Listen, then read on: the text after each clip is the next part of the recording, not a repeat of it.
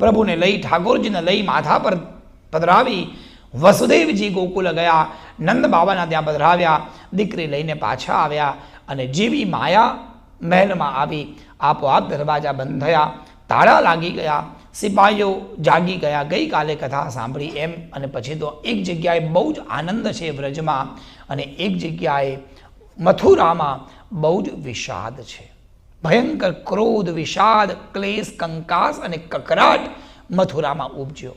કંસ ગભરાઈ ગયો કે હવે કરવું શું? એ બાળક ક્યાં ગયો હશે? ચારે બાજુ સિપાહીઓને દોડાયા, ચારે બાજુ પહેરો વધારી દીધો, પણ ક્યાંય શોધી જ ન શક્યા. જે કન્યા કહેવા માટે આવી હતી, જે કન્યાને મારવા માટે ગયા હતા કંસ, એ કન્યાના વચને કંસ વધારે ગભરાયા. કન્યા કહીને ગાયબ થઈ ગઈ કે તું જેને મારવા માંગે છે એ બાળક તો ક્યાં જન્મ લઈ ચૂક્યા છે. મંત્રણા ભરી અલગ અલગ સિપાહીઓને બોલાયા, મિત્રોને બોલાયા, અસુરોને બોલાયા, રાક્ષસોને બોલાયા, ચર્ચા વિચારણા કરવા લાગ્યા કે એ કાળ ક્યાં ગયો હશે. પણ આ કાળને શોધે અને અહીંયા ગોકુલમાં સૌનો સમય સુધરી ગયો. એટલો મોટો ઉત્સવ કર્યો, એટલો બધો ઉત્સવ કર્યો, એટલો બધો ઉત્સવ કર્યો કે જાણે એવું લાગ્યું કે દરેક ઘરમાં રંગોળી કરી છે.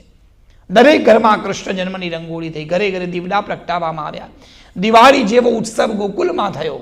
એક દિવસ નહીં, રોજ ઉત્સવ થવા લાગ્યા.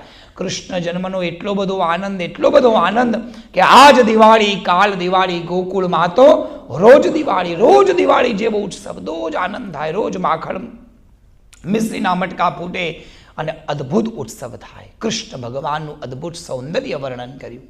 યશોદાજી કેવા છે ધ્યાન આપજો. વ્રજ ભક્તનું પહેલું લક્ષણ યશોદાજી કેવા છે. આ યશોદા જેવું આપણું બધાનું જીવન હોય તો ઠાકોરજી આપણા ઘરે બાળક બનીને આવે, તો ઠાકોરજીની કૃપા આપણી પર થાય. ધ્યાન આપો. યશોદાજીનું બહુ જ સુંદર સ્વરૂપ વર્ણન કર્યું છે. ક્ષોમં વાસઃ પૃથુ કટી તટે બિભ્રતિ સૂત્રનદ્ધમ પુત્ર સ્નેહમ સ્નુતકુચયુગમ જાતકંપમ દસુભ્રુઃ રજ્વાકર્ષઃ સમભુજચલત કંકણૌ કુંડલે ચ સ્વિન્નમ વક્ત્રમ કબરવિકલમ માલતી નિર્મમંથઃ. યમુનાજીનું સ્વરૂપ કેવું છે ધ્યાન આપજો. 8 લક્ષણ બતાવ્યા. સમય બહુ ઓછો છે એટલે ફટાફટ લઈશું. પહેલું લક્ષણ ક્ષોમમ વાસઃ. ક્ષોમ શબ્દનો અર્થ થાય રેશમની સાડી. બોલો જય શ્રી કૃષ્ણ. ઠાકોરજીની સેવા કરવા બેસો એટલે તમારે પવિત્ર વસ્ત્ર પહેરવા પડે. પહેલું લક્ષણ અપરસ.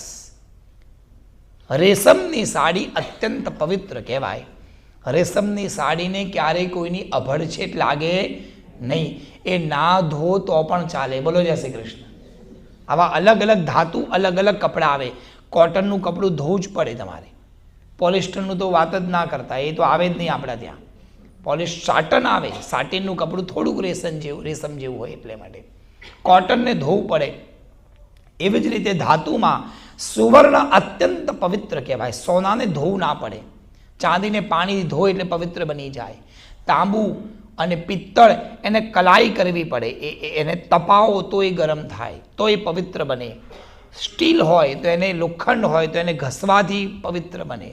અને માટીનું વાસણ ફોડવાથી પવિત્ર બને. એકવાર માટીનું વાસણ વાપર્યું પછી ક્યારે વપરાય નહીં. માટીના પૂરવામાં એકવાર ચા પીધી પછી એ માટીનું પૂરવું બીજે ક્યાં લગાડાય નહીં.